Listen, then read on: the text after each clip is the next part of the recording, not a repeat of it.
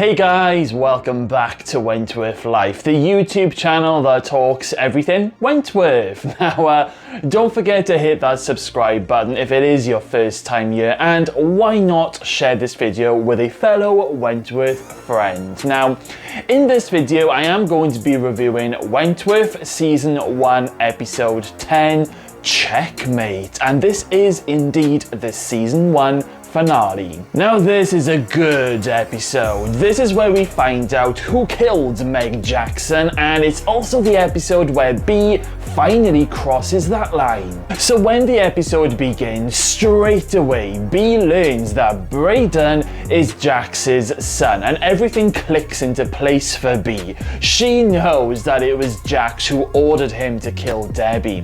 Now when B goes for Jax in the laundry, Liz manages to stop her, so B goes to Erica and reports it, and Erica basically says that she will look into it. Now there is a scene that I absolutely love in the dining room where the tables are basically turned between B and Jax. Now if you remember in the very first episode where Jax was taunting and bullying B and showing her who's boss, well, this time around it's B doing the taunting and it's B showing Jax who's boss. And all of the women, they're all watching and wondering what the hell is about to happen, but B, she just makes a point during this scene, and Jax, she is losing all of the control and the support of the other women, and Frankie, she's sitting there loving every moment of it. Now Jax does go to B, and basically she ends up lying through her teeth, telling B that Braden had nothing to do with it.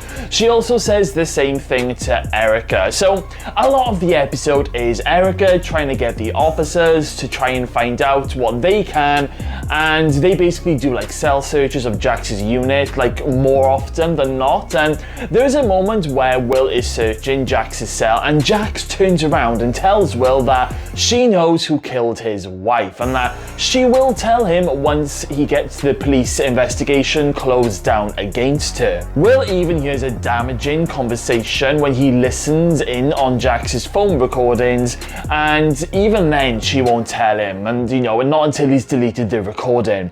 Now Jax is playing dirty, but the question is that I have is, did Jax really know who killed Meg Jackson, or was she just bluffing with Will? Because we never really actually get to find out, or whether if Jax knew who the killer was. There's a scene where Jax and Erica's eyes lock, and I reckon that Jax was going to tell Will that it was actually Erica, who killed Meg, just to try and fuck with Erica, because, that's just the way Jax is. But she didn't get to play that card, or, she didn't get the opportunity to do that. Let's move over to Vera and Fletcher, because in the last episode, they were left in a very awkward, messy situation, let's just say. Fletch makes a bit of an effort to apologize to Vera, and Vera, she does end up going over his for dinner, and they both have a lovely evening together, and she spends the night with him. It's the next day, and Vera is on cloud 9, and she's like a silly little teenager all in love. I mean, we've all been there. Fletcher ends up going out to get some eggs for breakfast, and Vera does a little bit of innocent snooping around his house, and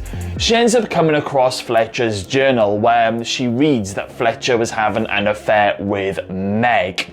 Fletcher walks in just as Vera is reading it, and it's so awkward. I honestly think that Vera thought that it was Fletcher who had killed Meg at this moment in time.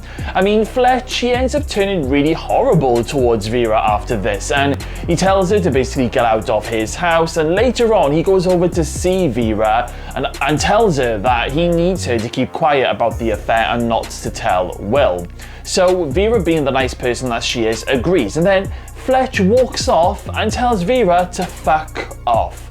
I'm not okay with this. Fletcher, you have gone down in my estimations, and he does turn into a little bit of a bastard in season 2 going forwards, but more on that when we get to season 2. But I do think that this is the moment where Fletcher turns into a not very nice character for a little bit. Okay, back to Jax, who's losing the support of the prison. Now, when Liz goes to Erica to tell her that Jax has basically been making B's life hell the moment that she arrived, Erica orders another search of her cell. This time, Will discovers Meg's missing bracelet hidden in Jax's moisturizing pot. And Will completely loses his shit. I mean, he storms down to attack Jax, saying that he's going to kill her. But Fletcher manages to wrestle and hold down Will before Will does anything silly. Now, I wonder what would have happened if Will had got his hands on Jax. It would have been quite interesting. I've got to say,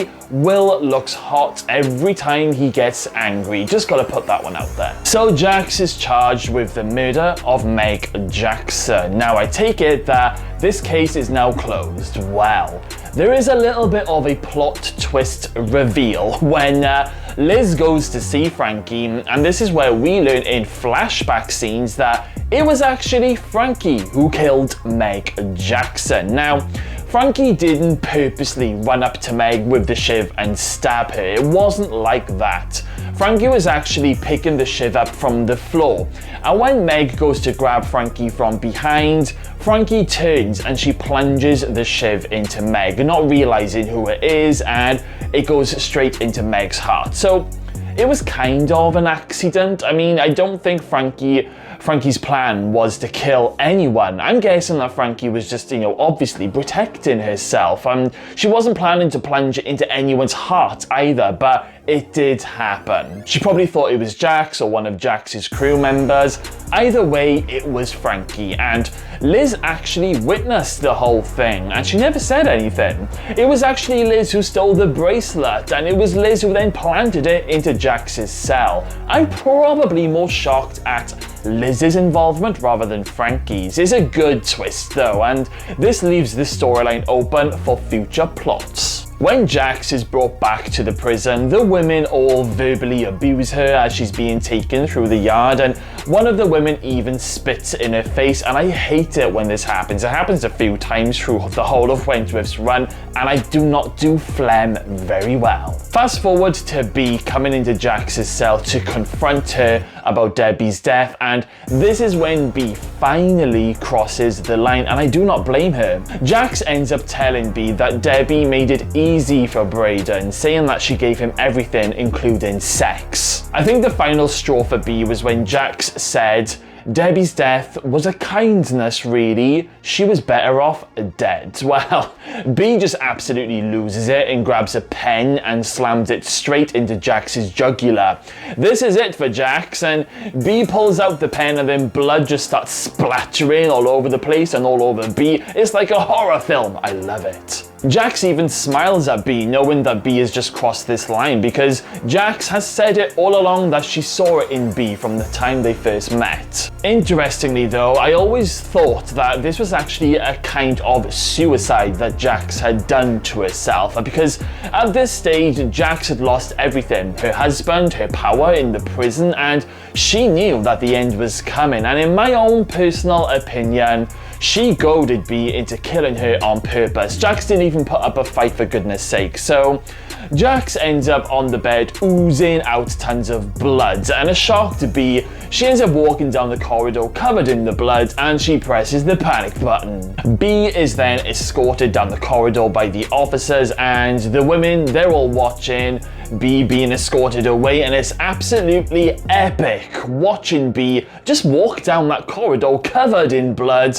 while they play that amazing music in the background. It was the moment we were all waiting for. But what's gonna happen next? Well, you'll have to wait for my season 2 reviews. I did want to mention Frankie and Erica, even though this storyline leads to absolutely nowhere. But I have to at least mention the moment where Frankie and Erica kiss for the first time in the governor's office. Now, I can remember when I first saw this very scene. I thought, ooh, we are probably gonna have some big affair storyline between Erica and Frankie in the next season. But as we all know, Erica disappears in season 2, so the kiss that happens is just so meaningless in my opinion. I mean, it was quite hot to watch, but it's meaningless. So I'm not really going to go into too much talk about this storyline anymore. It's done. I don't know why the writers never brought Erica back for the following season. Will I miss her? no, I'm not gonna miss her. I'm not a huge fan of Erica. This episode was flipping outstanding. I mean, it's a season final. Of course, it's gonna be flipping outstanding and off the scale. It was everything we could have hoped for. I think my favorite moment in this episode has to be the moment where Bee kills Jax. It's a no-brainer. It's a moment that we'll never forget. It's a moment that changed Bee's life forever. And my least favorite moment would have to be Fletcher just being horrible to Vera when there was really no need for it, especially after he just had his wicked way with her too. Poor Vera, she must be feeling awful. This is a 10 out of 10 episode and it sets things up beautifully, ready for season 2. So guys, let's hear all of your thoughts about the season 1 finale. Let me know in the comments box below what was your first reaction when you first saw this episode and which bit shocked you the most. Okay then guys, well thank you all for watching today's review video. I will be back next week with the Wentworth season 2 reviews where we end up seeing the introduction to Joan Ferguson and things get extra juicy. So make sure you hit that subscribe button as you will not want to miss a moment of it. Thanks again for watching guys, I'll see you all again very soon.